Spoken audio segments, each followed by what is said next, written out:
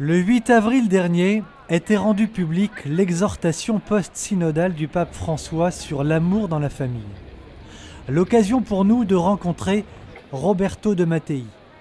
Célèbre professeur à l'Université européenne italienne de Rome, auteur de nombreux ouvrages traduits en de nombreuses langues, il a été consulteur au Conseil pontifical des sciences historiques.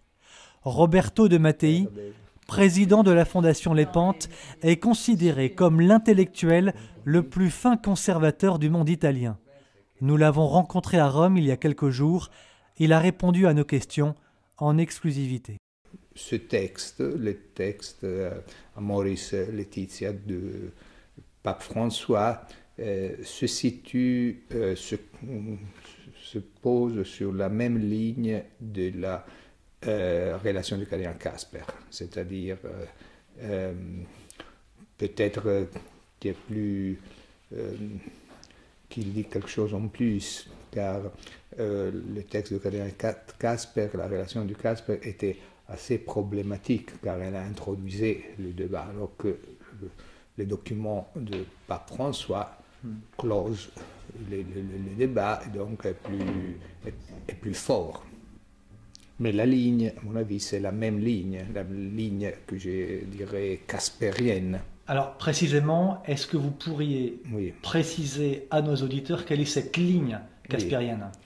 La thèse foncière du cardinal Casper était que la doctrine de l'Église en matière, par exemple, d'indissolubilité du mariage ne change pas, mais ce qu'on doit changer, c'est la praxis, c'est-à-dire l'attitude pastorale de l'Église. Donc, pas une nouvelle doctrine, mais une nouvelle praxis pastorale de l'Église. Mais évidemment, il y a un rapport entre la théorie et la pratique, c'est-à-dire qu'on ne peut pas imaginer de changer la pratique sans changer en même temps la doctrine. Donc, en effet, ce changement de pratique entraîne nécessairement un changement aussi de doctrine. Donc, à mon avis, il y a en effet un changement pas seulement de discipline, pas seulement de pastoral, mais nous sommes vis-à-vis d'un changement doctrinal. Cela veut dire que, cela voudrait dire, ou cela veut dire selon vous que cela n'est pas conforme à l'enseignement de l'Église catholique? Oui, à mon avis, ça, ce n'est pas dit ouvertement et explicitement, mais en effet, ce qui est dit, disons, on pose la question, est-ce que aujourd'hui, est-ce que les divorcés, remariés peuvent communier? La réponse traditionnelle est non, jamais, c'est pas possible. S'ils vivent stablement dans une situation de péché, ce n'est pas possible pour eux se communier. Ça, c'est la position traditionnelle de l'Église. Maintenant, la nouvelle position semble être celle-ci. Normalement, théoriquement, non, mais en pratique, on peut voir certaines exceptions. C'est-à-dire, dans quel cas, c'est possible. Mais vous comprenez que si on ouvre la porte pour 1, 2, 3, 10, 100 situations, ça signifie relativiser les principes. Car ce qui caractérise la morale, c'est que la morale est en soi-même, les normes morales sont absolues, sont immuables. Si on permet, si on accepte que quelque exception à la morale est possible, toute la morale tombe.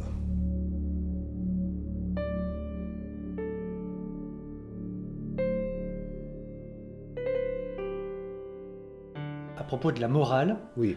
Roberto de Mattei, le pape reconnaît la valeur de certaines unions libres, stables, les couples hétérosexuels en union libre ou mariés seulement civilement peuvent être des signes d'amour. Qu'est-ce que vous pensez de ces propos? Mais je pense que je vois une contradiction avec la morale catholique, car évidemment, on doit distinguer entre un péché, un acte particulier et une situation permanente. Je ne vois pas comment on peut imaginer que cette situation pourrait être une situation positive. Et en effet, le texte dit qu'il existe des situations qui sont des situations incomplètes, pas complètes, mais quand même sur la ligne du mariage sans être parfaites. Mais ça signifie l'abolition du péché mortel, du péché grave, car nous savons, d'après la morale catholique, que quand un acte moral est en soi-même mauvais, il ne suffit pas que l'intention, les circonstances soient bonnes pour donner une qualification positive à l'acte. L'acte reste mauvais. Mais maintenant, quelque chose semble changer.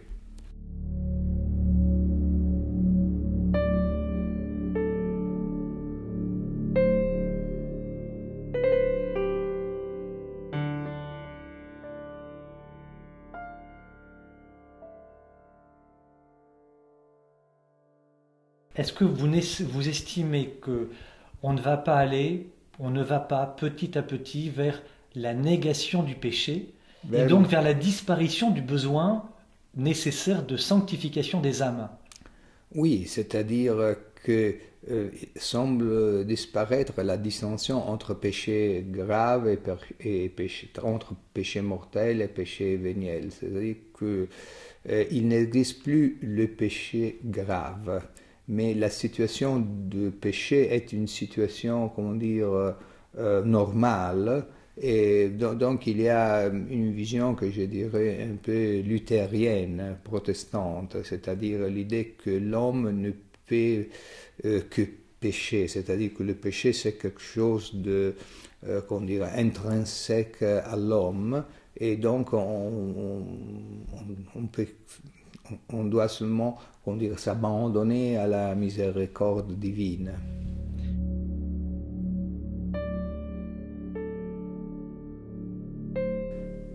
Et je pense que c'est très difficile de lire ces documents à la lumière de la tradition. C'est-à-dire, à mon avis, que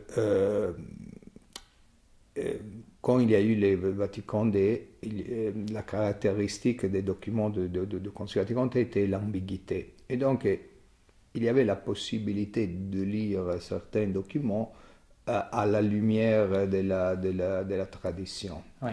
Mais je vous donne un exemple sur la Gaudium Spes,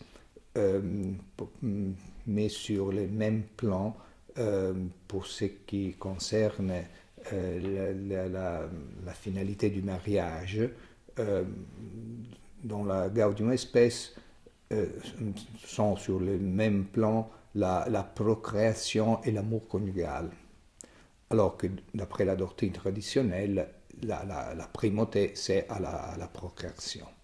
Mais alors, en le posant sur le même niveau, disons, on peut imaginer de lire ce document à la lumière de la tradition.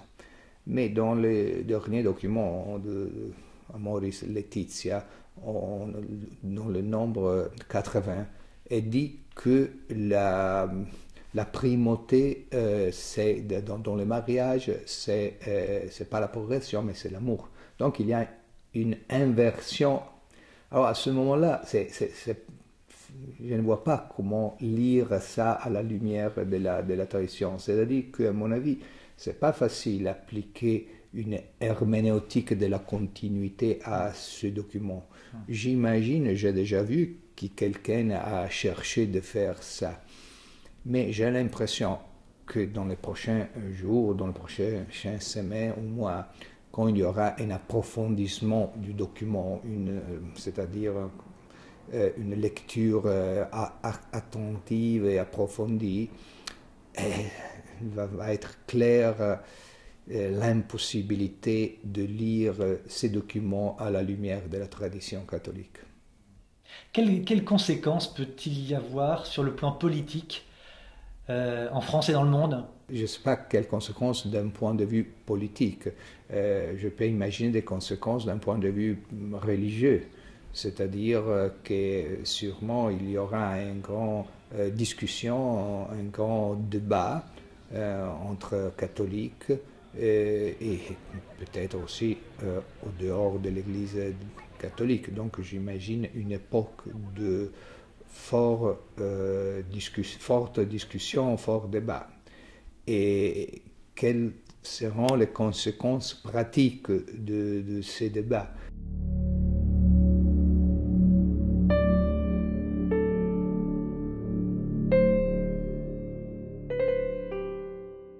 Oui, nous vivons déjà dans une société liquide et cette fluidité, cette liquidité, maintenant nous la voyons appliquée même à l'Église, car il n'y a plus de repères solides et donc tout change. On ne peut pas définir rien d'absolu, d'immuable, d'objectif. Et ça, c'est vraiment, il va nous plonger dans le chaos et dans une situation de confusion vraiment très grave. La situation, précisément, vous estimez qu'aujourd'hui, à la lecture de ce qui se fait depuis ces 2-3 dernières années, la situation de l'Église est en grand péril, selon vous? Oui, je pense que c'est peut-être la crise la plus grave que l'Église a connue dans son histoire. Dans l'histoire de l'Église a connu des persécutions, des crises externes, internes, nombreux. Disons que jamais l'Église a eu une vie tranquille. Mais je pense que maintenant, c'est la première fois que la crise touche le pape même. Alors ça, c'est la chose la plus grave. C'est-à-dire que le pape, peut-être pour la première fois, le pape n'est pas la solution de la crise, mais il est un élément, un facteur de crise. La confusion entre la nature et la grâce ne fait-elle pas partie de la morale maçonnique? Oui, car la morale maçonnique, c'est une morale humaine et humanitaire, c'est-à-dire exclusivement. C'est une morale qui ne reconnaît pas aucune présence de la grâce. Et en effet, à mon avis, aujourd'hui, nous sommes dans une situation dans laquelle il y a des hérésies opposées qui se combinent, c'est-à-dire d'une part une hérésie qu'on pourrait dire pélagienne, c'est-à-dire l'idée que tout est humain et donc il n'existe pas la nécessité de la grâce. Mais d'autre part, une hérésie opposée, qui est l'hérésie protestante, luthérienne, par laquelle tout est grâce, et seulement grâce, dans le sens que l'homme est aboli le mérite de l'homme. L'homme n'a pas en soi-même la possibilité de se sanctifier, car tout est déjà décidé, prédestiné par Dieu. Donc, tout grâce ou tout nature, mais sans l'équilibre entre grâce et nature qui est caractéristique de l'Église catholique. Est-ce que vous iriez jusqu'à dire que cette évolution de l'Église ou cette désévolution de l'Église peut être le résultat d'infiltration maçonnique au sein de l'Église. Il y a longtemps qu'on en parle, Saint Pie s'en parlait déjà lui-même. Euh, c'est possible.